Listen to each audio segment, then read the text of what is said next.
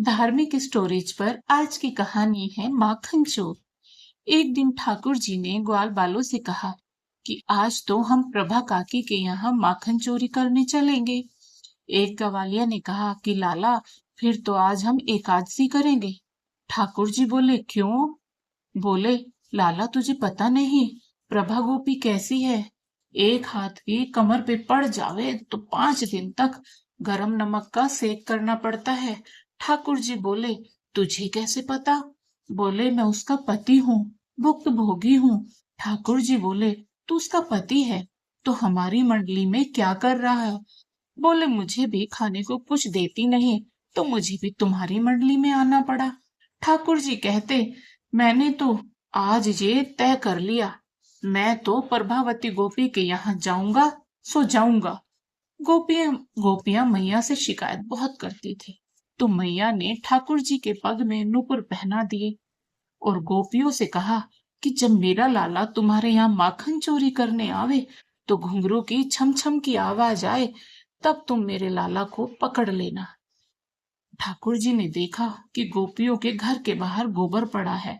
ठाकुर जी उस गोबर में दोनों पैर डालकर जोर जोर से कूदे तो घुंघरू में गोबर भर गया और आवाज आना बंद हो गई। अब ठाकुर जी धीरे धीरे पांव धरते हुए दोनों हाथ मटकी में डालकर माखन खाने लगे, तो गोपी पीछे ही खड़ी थी और पीछे से आकर ठाकुर जी को पकड़ा। एकदम ठाकुर जी बोले, रे ये कौन आ गई? पीछे मुड़ के देखे तो गोपी। ठाकुर जी बोले, ओ गोपी तुम? गोपी बोली, रे चोर कहीं के, चोरी करने आया? ठाकुर जी बोले, मैंने चोरी कहाँ की? नहीं, मैं चोरी करने नहीं आया, मैं तो मेरे घर आया। गोपी बोली, ये तेरा घर, जरा देख तो। ठाकुर जी ने ऐसी भोली शक्ल बनाई और इधर उधर देख के बोले, अरे सखी, क्या करूं? मुझे तो कुछ खबर ही नहीं पड़ती। क्या बताऊं, दिन भर गैया चराता हूँ और शाम को बाबा के साथ हताई पे जाता हूँ।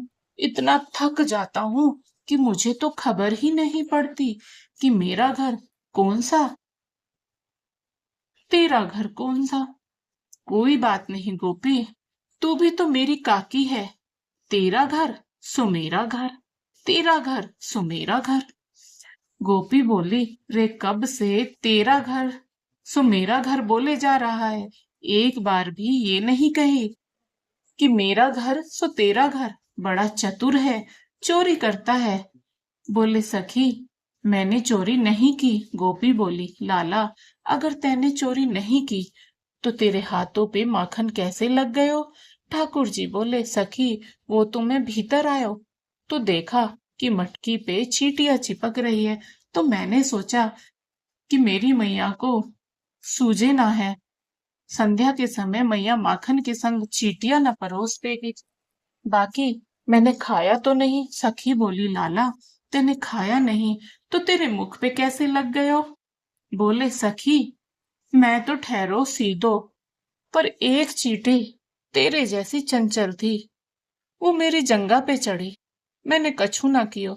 मेरे पेट पे चढ़ी, मैंने कछु ना कियो, पर मेरे मुख पे चढ़ी तो खुजली होने लगी, तो खुजली करते हुए माखन मुंह पे लग गया। बाकी मैंने खाया तो नहीं। गोपी बोली, आज मैं तोहे छोड़ने वाली नहीं हूँ। ठाकुर जी बोले, सखी, मुझे जाने दे, सखी मुझे छोड़ दे। सखी, अब कभी चोरी न करूंगा। सखी, तेरी कसम। सखी, तेरे बाबा की कसम। सखी, तेरे भैया की कसम। सखी, तेरे फूफा की कसम। सखी, तेरे बुआ की कसम। सखी, तेरे मामा की कसम।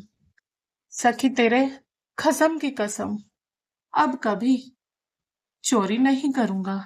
गोपी बोली, रे मेरे रिश्तेदारों को ही मार रहा है, एक दो तो तेरे भी नाम ले। ठाकुर जी की कोमल वाणी से गोपी को दया आ गई कि छोटो सो लालो है, शायद घर भूल गया होगा और ठाकुर जी बच निकले। ऐसे हैं ये हमारे माखन चोर।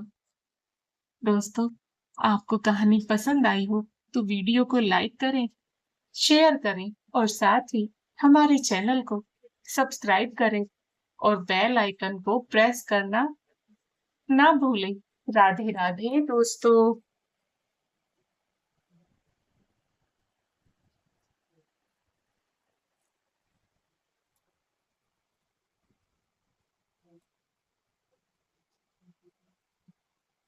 डॉक्टर नन्ना